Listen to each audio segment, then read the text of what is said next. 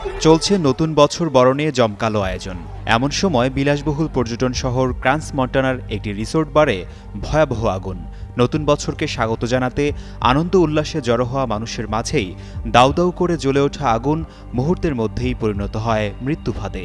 এতে বছরের প্রথম দিনেই বড় ধরনের ট্র্যাজেডির শিকার হল সুইজারল্যান্ড। ইংরেজি নববর্ষ উদযাপন করতে স্কি রিসোর্টের পানশালায় জড়ো হয়েছিল বিপুল সংখ্যক বিদেশি পর্যটক ও স্থানীয় বাসিন্দা।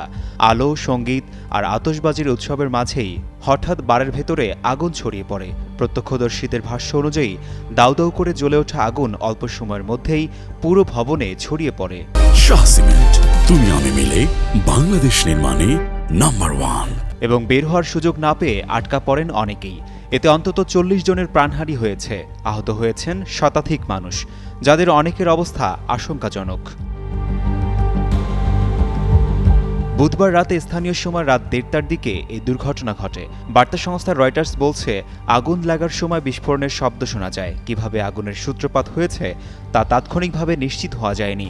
সরকার প্রাথমিকভাবে এটিকে দুর্ঘটনা হিসেবে দেখছে।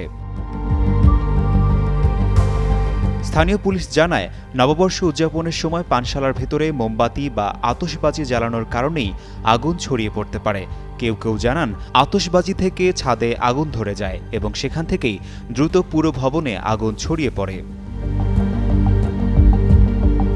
ঘটনার পরপরই এলাকায় জরুরি অবস্থা জারি করা হয়। অ্যাম্বুলেন্স ও হেলিকপ্টারে করে আহতদের বিভিন্ন হাসপাতালে নেওয়া হয়েছে। আহতদের মধ্যে শতাধিক মানুষ রয়েছেন, যাদের অনেকের অবস্থাই আশঙ্কাজনক। নিহতদের পরিচয় শনাক্তে ফরেনসিক পরীক্ষার কাজ চলছে বলে জানিয়েছে কর্তৃপক্ষ। এমন মর্মান্তিক ঘটনায় শোক প্রকাশ করেছেন সুইজারল্যান্ডের ফেডারেল প্রেসিডেন্ট গায় পারমেলিন। তিনি বলেন, নতুন বছরের আনন্দের মুহূর্ত এভাবে ভয়াবহ শোকে পরিণত হওয়া জাতির জন্য গভীর বেদনার। ইতালি ও জার্মানি সহ একাধিক দেশও নিহতদের পরিবারের প্রতি সমবেদনা জানিয়েছে। কর্তৃপক্ষ জানিয়েছে, প্রাথমিক তদন্তে কোনো হামলার আলামত পাওয়া যায়নি, তবে অগ্নিকাণ্ডের প্রকৃত কারণ জানতে তদন্ত অব্যাহত রয়েছে বলে জানান তিনি।